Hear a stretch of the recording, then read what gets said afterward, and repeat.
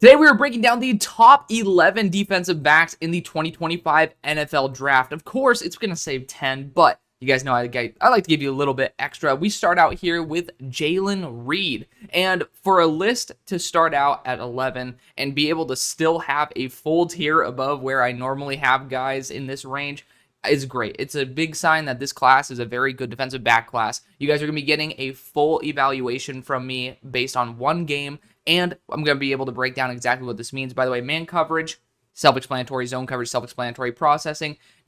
Are you able to time the snap right? Do you actually take a lot of time to understand what the hell is going on? Do you kind of process what's going on? Processing, self-explanatory, run support. Are you actually good at run defense? Some guys will, there's going to be a lot of discrepancies whether certain safeties are having, good run defense reps or not. That's definitely an area where a lot of people see a lot of fluctuation unless they're starting to believe in hive mind. But athleticism, this is a combination of both acceleration as well as speed, change of direction. It's a change of direction. How fluid are you? Ball skills, this is based also on pass breakups, interceptions, but also the quality of such. Pursuit angles, this is going to be one where a lot of guys are going to fail. Just guys taking initial angles, then having to continuously redirect. It's like, you got to be able to reduce the distance to the ball carrier, especially when you are that far away. Poor pursuit angles end up giving you a lot more distance you have to cover, and that means more yards that the enemy gains. Strength, self-explanatory, and then mentality, how hard do you work? Let's go into this with Jaylen Reed, though. Starting out with this game for Notre Dame, this is going to be one game per player. Started out the game by freezing in place, biting on an in-breaking route, leading to a wide open out route, and ended up being a noticeable game.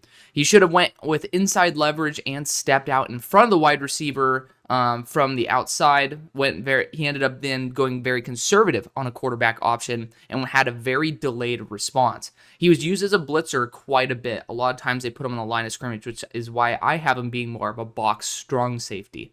6'2", 212, that's a good build to have as well.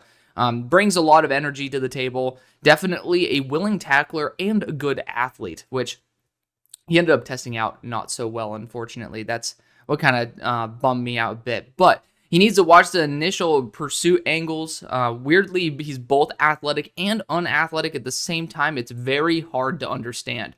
Same thing with fluidity. He can change directions on a dime, and then he has reps where he has very heavy feet, and then he has a lot of lag when changing directions. He ended up biting in zone on a fake in by a wide receiver. That's the second time that happened, if you remember just a couple seconds ago. Very similar to initial angle issues versus the run. He ended up having a bad adjustment angle on an angle route. So he ended up going to guard, running back, ended up being an angle route, so fake out going up, and he ended up taking a poor angle against that, leading to a wide open receiver there. But continuing on, he's very laggy and off man, which is very worrisome. His initial angle is a big issue versus the run.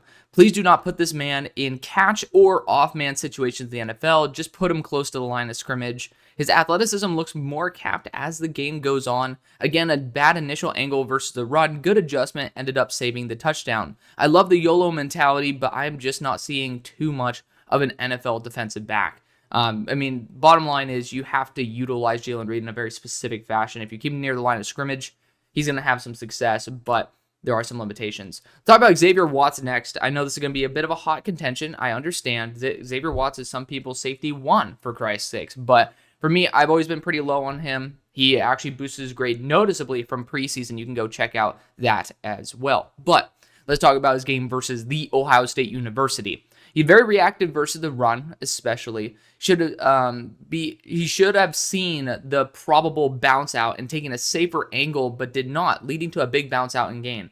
But what I mean by that, let's just say Travion Henderson's going and he's hitting the, let's just say, the 3 hole, like right next to the guard and tackle. He's going in for there. And then Xavier Watts, he understands it's a run. He comes up to the line of scrimmage, but he should know because the defender, the edge rusher, I think it was R.J. Oben, wasn't securing the edge well enough. He wasn't sealing the edge, and he was actually kind of doing what Xavier Watts should be doing. Xavier Watts should have had at least a little bit more of a safer angle to be able to adjust in case of the bounce out, which Travion Henderson happens quite a bit, leading to that big game. Would like more consistent wrap-ups in the open field. He does like to kind of dive and hit with his shoulder. Great job jumping a wide zone run for a big tackle for loss. Blown up by Judkins by a Judkins block on a gap run. Blown up by Judkins because I was like making sure, I'm like, really? But I just do not trust him overall as a tackler. He bit hard on a red zone play action and did not really do much to help, leading to a swing pass touchdown.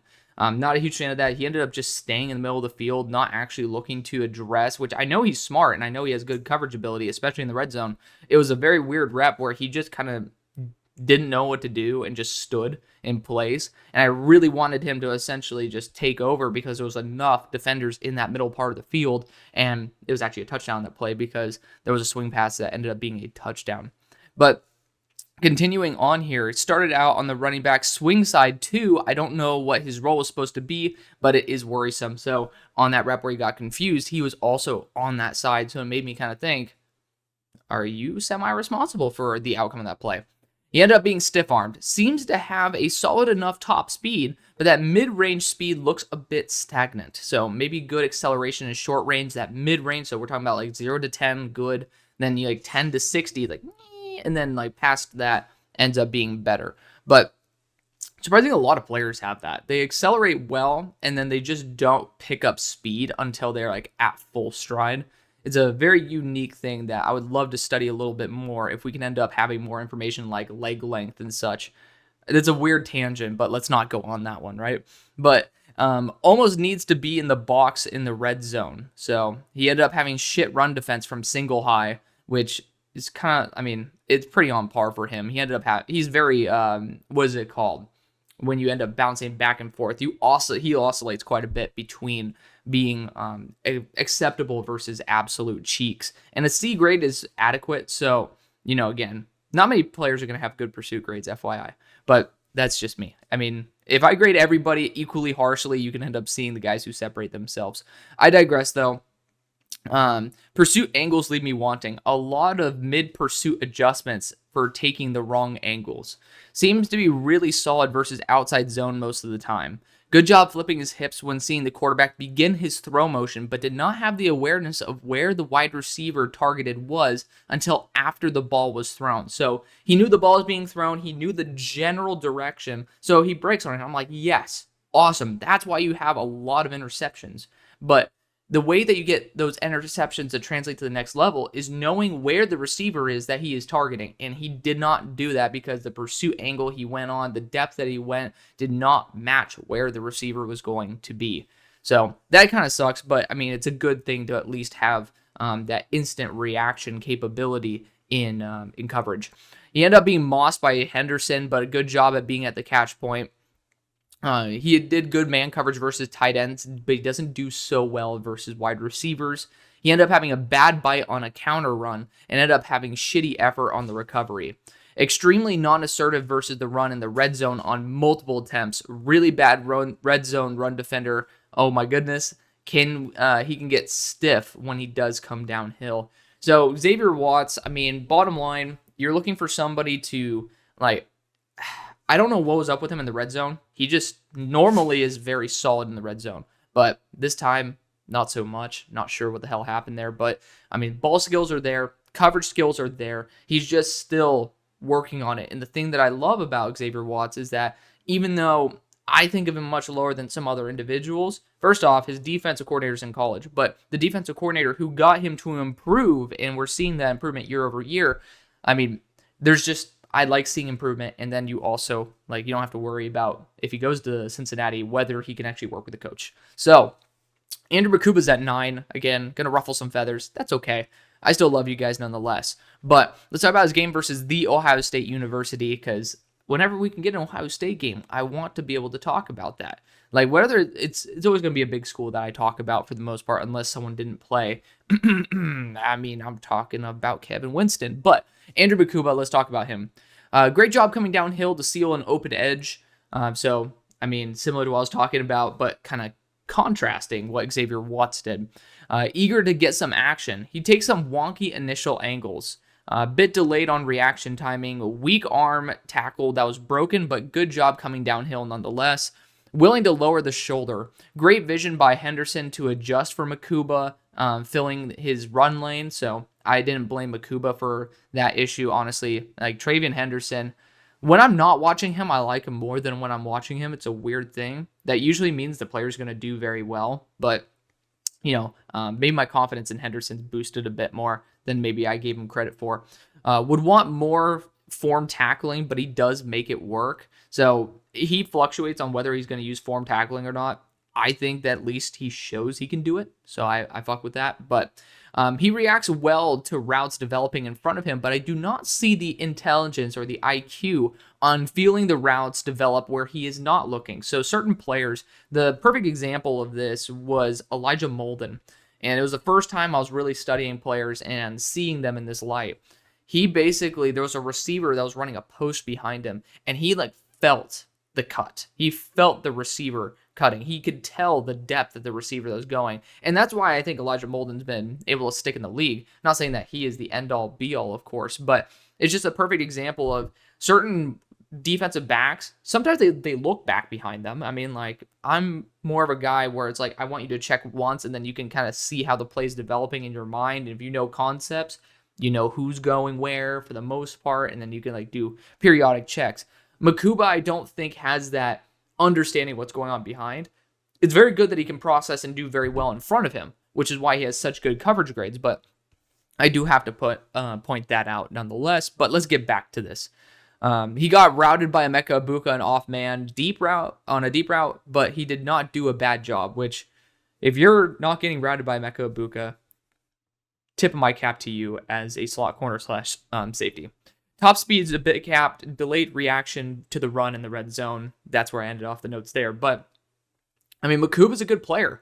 He's just, I think, developing in being a balanced player. He doesn't necessarily have the consistency of ball skills for me to be really excited for it. I wanted to see him be a lot more effective in terms of pass breakups. And again, if you disagree with one of these categories, you're going to see how close these scores are for the most part.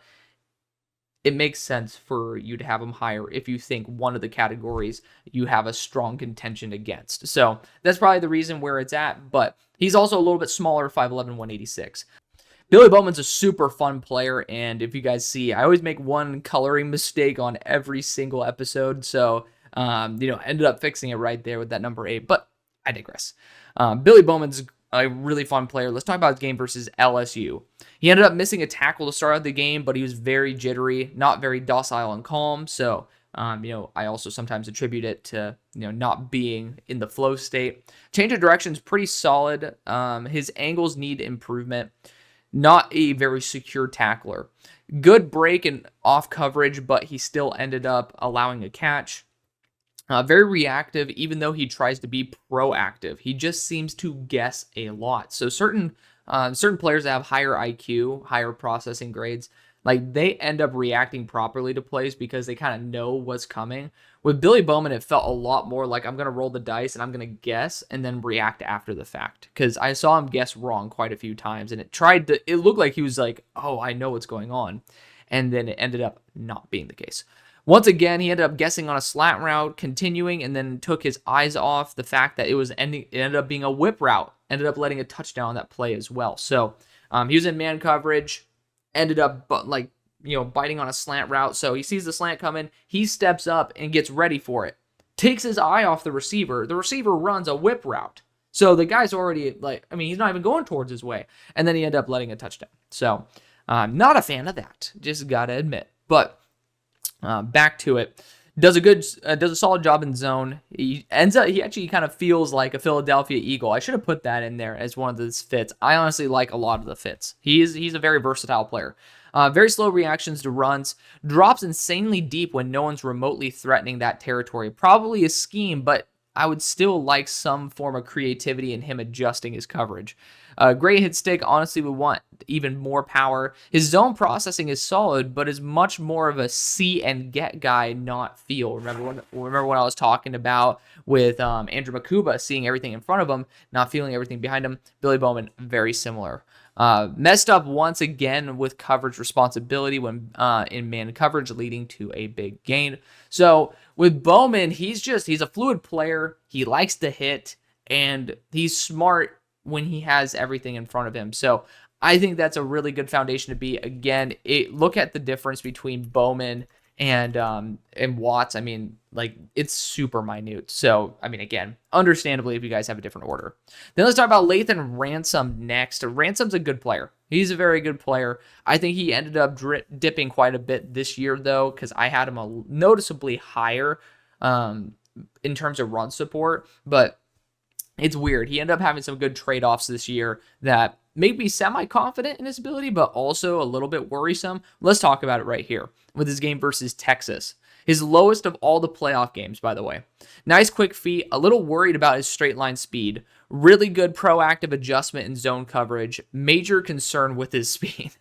This is also like while I'm watching a game, you guys are pretty much just sitting here watching the game with me. Great effort even on the backside of a play. Playing with such good IQ and zone, just limited by his athleticism, and keeps getting put deep. So they're putting him deep when the guy doesn't have the range, which I don't think. I have my own qualms with how the Ohio State defensive coordinator uses his defensive backs. I think he does a shitty job at it. I'm just going to be honest.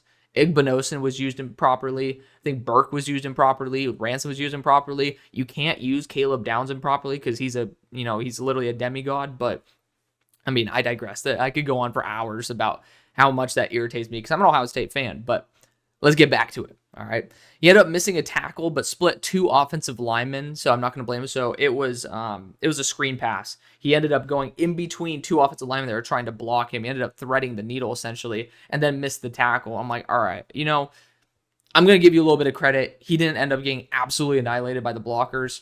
Like, I'll have some margin for error when you do something like that. His angles could be better given his lack of athleticism.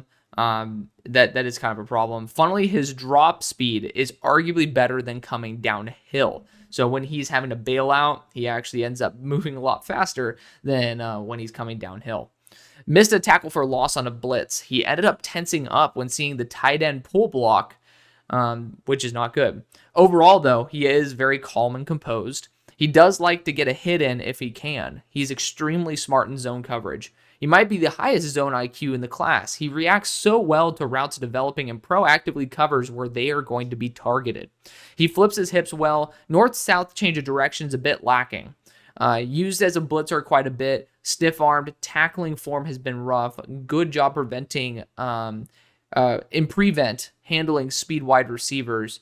Another missed tackle in the open field for a touchdown. So with Lathan, I do think one of my biggest pluses for him at summer scouting was how well he played in the red zone. Did not really see that at that same rate this year because the run support just wasn't there at that same level. And I know he's dealt with some injuries, so of course there's always going to be a mental factor in there. But I mean, the way he likes to hit, I was very surprised at how ineffective he was versus the run. But the thing is, he's gotten better and better each year in zone coverage, which to me shows that you're actually understanding the game of football very well. I think there's a big chance that he ends up being the steal on day 3. At number 6, we have Craig Woodson, defensive back out of Cal. I honestly almost didn't study this guy. I ended up seeing a couple clips of him online, and I was like, hold up, wait a minute. And I'm so grateful I ended up checking him out, man. He is a really, really good defensive back. Let's talk about his game versus Miami. Starts out the game by having a nice job stepping up into the box. He does a great job in off-zone coverage and coming downhill. I said I'm pissed I slept on him so much. His play versus the run has not been too great overall. Definitely chooses poor angles for run plays and fills gaps that the running back is nowhere near. Very smooth and polished athlete. Great job checking route development behind him. So remember when I said you could feel the route behind you, or you could end up checking it and kind of then feeling it from there. He does a good job at least mitigating the fact that he's not. It's good. I liked when you do that. Not to the point where you do it too much to where, of course, if you're consistently looking behind you, you kind of need to know what's going on in front of you, right? So I do got to admit that, but that's not something I have an issue with Craig Woodson. I'm just saying in general. But very polished athlete. Great job checking the route behind him. Movement skills are off the charts in terms of fluidity in short range. Great pass breakup, watching Cam Ward's eyes and leaving his half of the field to cause a pass breakup. It was a deep post, and he actually ended up bailing on his coverage to end up helping out, which I love seeing that. Cal does such a good job with their defensive backs. He's always attentive and active. He does not have a solid amount of cool to him. He does play with a lot of anxiety, but it works. Great off man versus Restrepo. He might be the best slot safety in the class. He's up there. He's up there for sure. He can kamikaze fake screens because he did it twice. When I mean kamikaze, basically doesn't know what the hell is going on. If he sees it happening, he bites and he goes like tuck the ears back and go balls to the wall. And I mean, if you end up biting, you are kind of doing exactly what the offensive coordinator wanted you to do. But at the same time, I would say I'd rather you bite on a fake screen where there's 4 offensive players and they're taking out 1 safety than, being overly conservative and then they throw the screen and now it's 4v1. So I would say don't care about it too much, but it is something worth noting. Needs to watch out for initial angles. He got lucky because a running back slowed down, but there was a wide open lane down the field. Best man covering safety in this class, possibly. He can get sucked into blocks rather than playing the carrier. That is an issue I have with him, which is why I'm honestly surprised they gave support that high of a grade, run support that high of a grade. But back to it. I want him to develop more of a feel for zone rather than constantly checking behind him because I worry faster throwers can get the ball out when he is not looking. I end up reading them. I haven't read this in a hot minute, so I'm like, look at that. Reading my own mind. Beat by a slot fade because he ran into a defensive back. That ended up being a touchdown. To me, I'm not overly worried about that. I didn't think it was very translatable. He ended up getting dusted, though, on the next rep by Xavier Restrepo when he ran a fake corner, and he ended up doing a nice rocker step, and Craig did not recover from that. He ended up what was so funny about this rep is he got beat so badly by Xavier Restrepo, he literally left the coverage to play zone. Everybody else stayed in their man coverage assignment, as Craig Woodson should have. He was beat so badly, he just started guarding the middle of the field. It was fucking hilarious. So that was absolutely nuts. I remember that rep. Like that was kind of sad. I mean, that was his one rep where he like legitimately sucked, but it was very funny. I mean, I gotta admit, at least he tried to do something, but I was like, oh my god. I mean, knowing Xavier Restrepo's straight line speed, I think Craig should have definitely caught up to his ass. But back to it. He has some slip-ups, some great win. He has some slip-ups and some great wins versus wide receivers, but nearly exclusively dominates tight ends when in man coverage. So really, really good job in covering tight ends, especially. Would want for him to be a bit more assertive when in congested areas because I feel like he slows down rather than goes 100%. There was a perfect example of this. There were like 3 defenders in a certain area. And a receiver, like Cam Ward doing Cam Ward things, threads the needle. But Craig Woodson easily could have been at the catch point. And I feel like he didn't want to get in the way of the other defenders. I'm like, dude, you're probably the best player on the field right now on your team. Go and get the ball. Like, you have the ability, which is why with his ball skills, he doesn't have a lot of interceptions. In the past, he had a lot of touchdowns that he allowed, but let's get back to this. It is something that I think could end up being a big teaching moment, but I personally think that's easily learnable. But back to it, great rep off the edge, making a backside tackle for loss. So just came down the line of scrimmage and ended up making a good tackle. Touchdown allowed because he under-pursued a flat route because he let up 2 touchdowns this game. So basically under-pursued the flat route. The Cam Ward just threw it over him. Overall, if Woodson can play the slot versus big slots or deep safety and grow with his assertiveness and processing, he can be the best defensive back from this class. It's asking a lot, though, but the ceiling is there. I freaking love Craig Woodson, man. Great player. Kevin Winston Jr. next. A lot of people have him as their safety 1, safety 2. I am at safety 5, and that's okay. Because, to be fair, this is not safety 5. These are also slots, and there's a player I really, really like in the slot that's above him. So he's kind of safety 4. Keep that in mind. But he also has been hurt. And I don't know why nobody on planet Earth talks about the pursuit angles. I swear to God, I haven't liked it the entire time. Every single game I watched Kevin Winston, they're just not good. But let's get to it. Let's talk about his game that he played this year versus West Virginia. It's only full game. Good off-man coverage on a swing route. Poor wrap-up on a screen. Good job going for a punch-out on a tackle. Initial angles are just not good. His angles are simply bad. He gets himself out of position, leading to poorer quality tackles and coverage angles, which I guess you can give him some credit because he's like literally not a missed tackle machine. Like, some other safeties are pretty bad at that. Kevin Winston Jr. is a very reliable tackler. I think he could be even more reliable, and I think if he doesn't fix his pursuit angles, he's going to get himself in worse positions, and NFL players are much less forgiving. Just put it out there. He's a very willing hitter. Good job when he ended up seeing the quarterback roll. He rolled as well. He has some good zone instincts overall. I wish he was more in the box to assist versus the run and see him in short range. He's willing to go toe-to-toe versus offensive linemen. He got nearly an interception tipped into the wide receiver's hands. Got lucky, and he ended up guessing wrong on a wide receiver break, allowing a wide open wide receiver that was not targeted. So he ended up guessing a route, ended up guessing wrong. Wide receiver was wide open, was not targeted. Great effort overall. Randomly ended up being taken out, and then ended up talking about number 6 catching my eye, the other safety. I'm extremely excited to see who he is, but does a very good job evading blocks or shedding them as well. Definitely has room to grow in terms of his zone consistency. He breaks to defend routes at wrong angles due to his periphery. His acceleration could also be better, but there's a lot to love about Kevin Winston. He's a high energy player. He's honestly someone who's both good at coverage and run support. If he just pursues the player at a better angle, I think this guy could be safety 1. It's very easy to do that. So I think that's going to end up giving him a lot more potential there. That's why I still have the 2+, but end up having that season-ending injury. But let's talk about Jonas Sanker, who's a player who I really, really like. And people are going to disagree on the run defense. And if you disagree, that makes him even higher on my board. So, I mean, complain all you want. But let's talk about his game versus Notre Dame. A little late on a run ID and not too powerful on initial contact. He felt the route developing behind him. Good flash of zone instincts. Great job focusing on the ball while sub-processing a block shed. What I mean by that is, let's just say you come up and you block me, but your friend's running behind you with the ball. My eyes are on your friend while I'm just shedding you.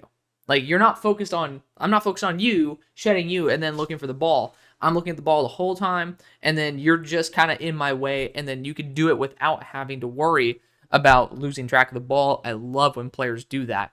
But he's not afraid to step into the box. He ended up having a linebacker rep, ended up spinning off a block. I said, ooh, really solid off-man rep. Ended up not being the case overall, but flipped his hips and ran as soon as the throw motion began. Love seeing that. Really nice pursuit angle, very twitchy and good change of direction. Would like more physicality, especially versus the run. Doing an excellent job in zone. Great composure. He never looks rushed. Great break, but he ended up having a bad broken tackle.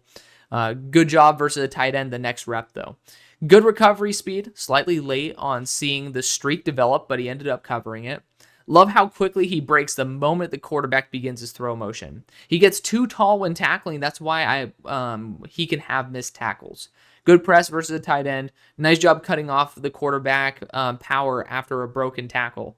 Ended up having his top speed showing up as a possible issue when trying to help a struggling defensive back. Super fluid, though. One bad one-on-one catch man rep. So catch man, you're waiting in off coverage. You then end up catching them. But he ended up getting pissed off at this lack of physicality overall.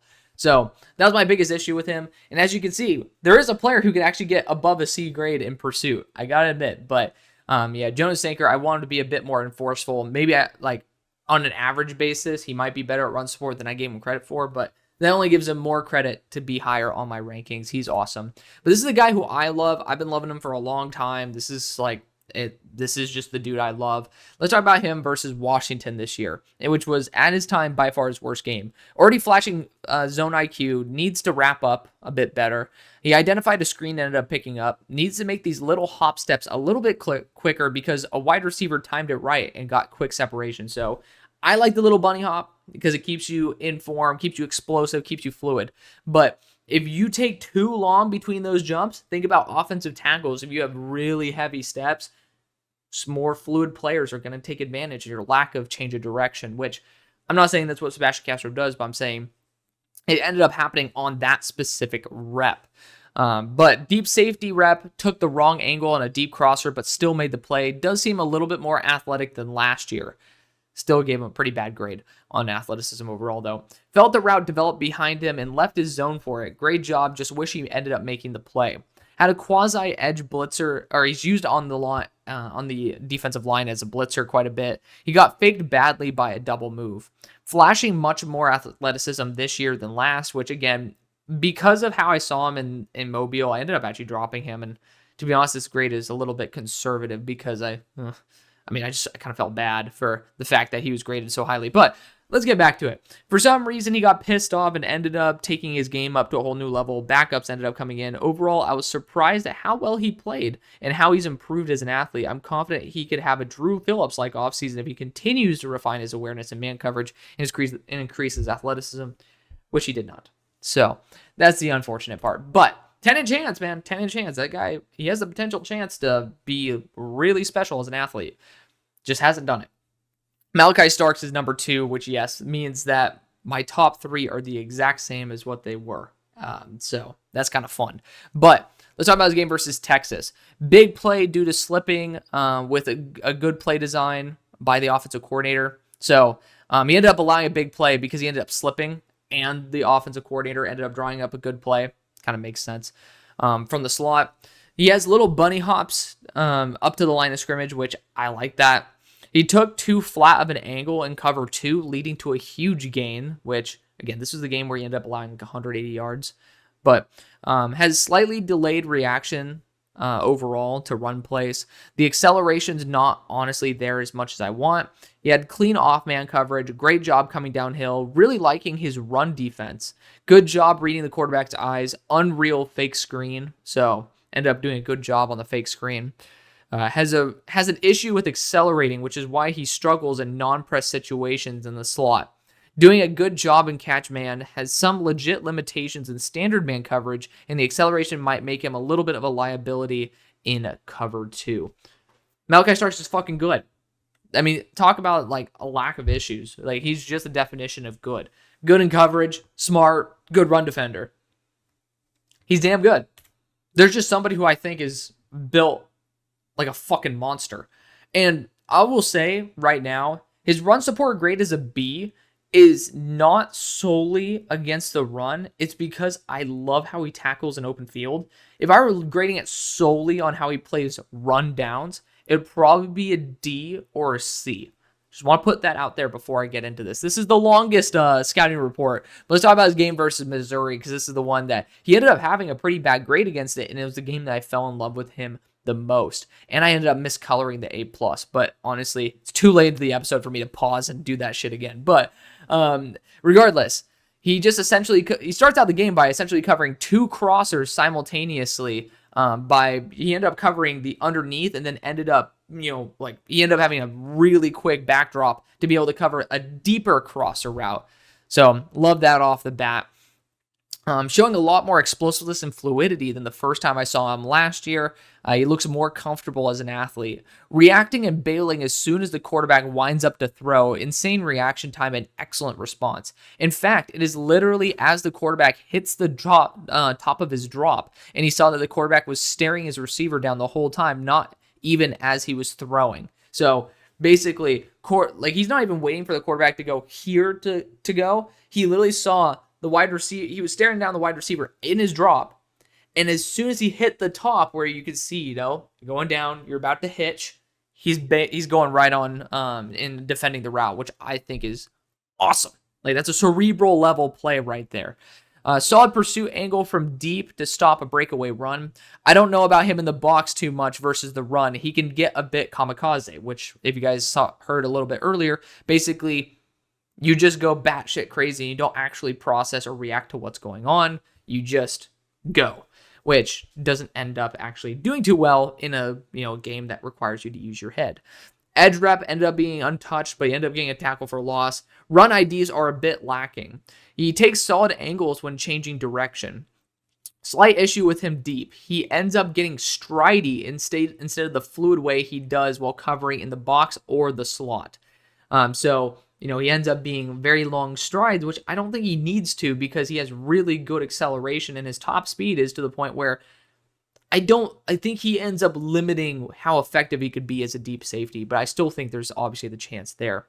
But back to it, he needs to watch his initial run angles. He can under pursue, which could be a byproduct of him staying home, but ended up, saying let's end up watching a little bit more.